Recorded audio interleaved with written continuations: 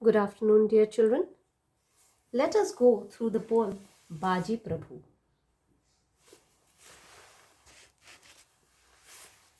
The noon of Deccan with its tyrant glare, which means, as I had told you before, that it was a very, very hot afternoon when the scene was set.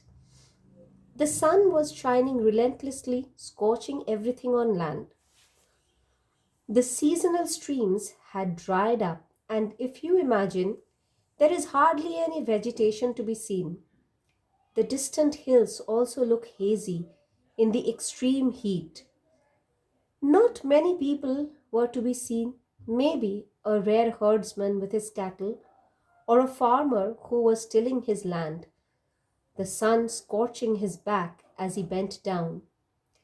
It is in such a scenario that the combined forces of the Adil Shahi army, the Mughals, the Pathans, and the Rajputs charged at the Marathas who were on their way to Raigarh.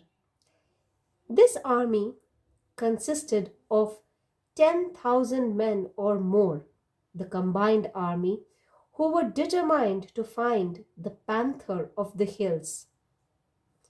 Who is the Panther of the Hills? He is Shivaji. And why is he called a panther? A panther is a dangerous killer that moves very cautiously. It is hard to detect a panther's approach. So, since Shivaji and his men were experts in guerrilla warfare and knew the hills of the Ghats so well, they were named thus. He was named thus. The combined army was convinced that they had encircled the Marathas and the defeat of the Marathas were now inevitable. With such conviction, the combined forces retreated at day end. There were many reasons. First of all, the hooves of the horses had trampled the earth so much it raised a cloud of dust. This, coupled with the scorching sun throughout the day and the fatigue that the men experienced, made them retire. On the other hand, the Marathas, they too were blinded by the heat. They were thirsty, tired, and hurt. This is the reason why the poet says, who reeled backward to Raigarh, moistening with their blood their mother. So obviously they were hurt, they were bleeding. Their mother here is the motherland, and felt their own beloved hills indicate the terrain that they knew like the back of their hand had now become a nightmare, hell of death and heat.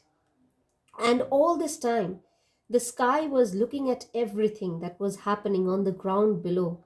But because of its merciless nature, the poet says it was abandoned now of God. For the time being, it seemed that the Marathas were at the back foot. They were fighting in vain. The next dawn, however, Shivaji hoped to regain his control. But the Mughals were there to intercept his aspirations. As from the north and east the Mughals poured sword numberless or countless, and so many horses galloped that the hills shook. The Bhosle therefore wisely retreated for the time being. The Marathas continued their approach towards Raigarh. At the rear, that is, at the end of the entire group, was a man called Baji Prabhu and his men, and they were in constant conflict with the Mughals who were at their heels. The party soon came to a place where the hills were extremely closely aligned and there were sharp cliff faces. The poet calls it the hills draw close with their forbidding cliffs. Near this, Shivaji pauses. He is a man very wise in the strategies of warfare, and with fire in his eyes, he scans the landscape and speaks to Tanhaji Malsure. Tanaji is also a brave general. His eyes burnt to seek revenge. His fierce heart hungered for the rear, conveying that he was interested in fighting the Mughal army, being at the end of the contingent where the enemy was literally licking the heels. He was not afraid of encountering the situation where death was singing amidst the clanking sound of the swords, which the poet compares with some kind of eerie laughter. Tanaji would rather give up his life fighting for his king and his motherland than travel in safety. Shivaji had made a decision in his mind, and he orders that Baji Prabhu be summoned from the rear of the contingent. At this command, Suryaji speeds down the slope into the trenchant valley, that is, a valley with sharp rocky edges. When Suryaji meets the group at the back of the men, the scene that greets him are men who are silent, desperate, tired, and their iron heart seems to be broken. Suryaji gives Baji Prabhu the message, "Ride, Baji, ride! The Bhosle names thee, Baji!"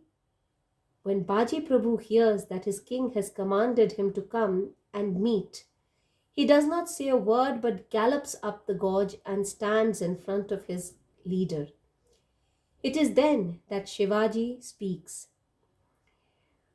He says that Baji Prabhu had more than once served to protect his king like a shield, a living shield, standing fiercely between the king and the enemy. But today it was an appeal of a different kind. Today the Chhatrapati's appeal was not to save any single life. Today, he said, it was a question of the nation's destiny, the motherland's destiny, which depended on Baji Prabhu's bulwark presence. Now, Shivaji points at the gorge, comparing it to a huge tiger, the rocks to the beast's canines, and says that the tiger is a grin or is grinning sarcastically, for it is hungry for food. He points that the lower slope is gentle, but the stones and the roots of the trees that cover the lower slopes would hamper movement of the enemy, and the walls of the gorge is too steep for any approach from overhead. So here the Maratha army, terribly outnumbered as compared to the Adil Shahi army, might conceal themselves and fight the foe successfully. In the meantime, Shivaji plans to move to Raigad, herding the rest of the Marathas to safety and return in about 2 hours. Now, here Tanhaji, who was also thirsting for the enemy's blood, comments that it is for this little job that they had to summon Baji Prabhu. Tanhaji could have done it himself, given just about 500 men, he could hold the pass. In spite of Tanhaji's fiery comment, Shivaji keeps looking calmly at Baji Prabhu. The preference of the Chhatrapati is clear as crystal. An angry Tanhaji demanded to know why such a brave man such as Baji Prabhu still contemplated long over the suggestion made by Shivaji. In fact, he sarcastically asked whether the commander could hold all Rajasthan, that is the Rajputs, and Agra, which meant the Adil Shahi army, and Kabul, that is the Pathans, from sunrise to sunset. To this, Baji Prabhu, it's sort of an attack, but to this Baji Prabhu gives a very tranquil answer. He says that it is not man's decision to make, it is the God within who makes the call. In God's eyes, both Tanhaji and Baji Prabhu were mere instruments of fate. God never discriminates, as the Godhead is apparent in all living creatures, irrespective of size, shape, stature, caste, sex. So it is God or Ma Bhavani's strength that decides what is written in whatever is written in whoever's fate. Baji Prabhu asks for mere 50 swords, or 50 swordsmen, at which Tanhaji retorts, Baji, I will build you a pyre. A pyre is a place where people are burnt after their death. So big and glorious as man had never yet. And when we return, for all the Deccan brightening shall cry out, Baji, Prabhu, burns. That is, when we return, he meant, with Shivaji, you with your handful of 50 men must have been defeated by the enemy. The great commander Baji Prabhu merely smiled at this attack and said that there shall be no need to burn him. This 5 feet of bone and flesh will neither be burnt in death, nor will he be killed and his body eaten by wild animals. As the verbal duel progressed, Shivaji knew that precious time was running out. He interrupted by taking off his turban, which had a large agate diamond. It was a symbol of supreme power. He took the turban and placed it on Baji Prabhu's head, proclaiming him the leader for the time being of the Maratha contingent that was being left behind. Shivaji moved ahead with a heavy heart. Before moving, he assured Baji, saying that we part, O friend, but meet again we must. When from our task released, we both shall run like children to our mother's clasps, just like a child would run to his mother when he sees her. In the very same enthusiasm, with the very same enthusiasm, the two men would meet each other and rejoice. As Shivaji moved away, he left a handful of brave Marathas to face the charging Mughal army.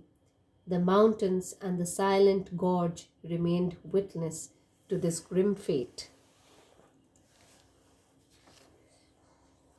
Then comes the description of the bloody battle that ensued.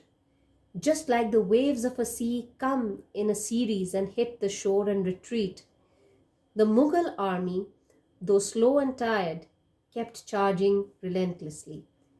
Crest here is the arch of the wave. So just like the waves, they kept coming, lashing at the faint barrier, which signified the small handful of Marathas who were trying to hold fort. However, since the gorge was very narrow, several of the Mughals were killed. But they did not give up. Another group came charging at the Maratha, spitting smoke and fire from their muskets and also charging with their bloodthirsty swords glinting mercilessly. The fight continued as the bullets rang upon the rocks. Since the gorge was at a vantage point, it protected the small contingent that lay waiting in the ravine from any fatal harm. Some infantry tried to infiltrate the gorge but were killed.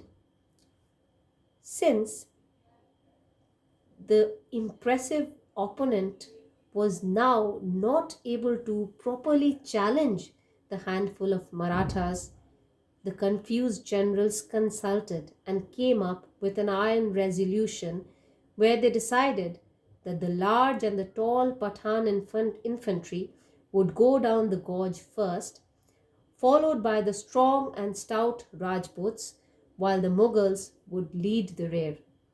In this way, they hoped to wipe out or defeat the small and deadly contingent that lay waiting for them in the ravine. Thank you.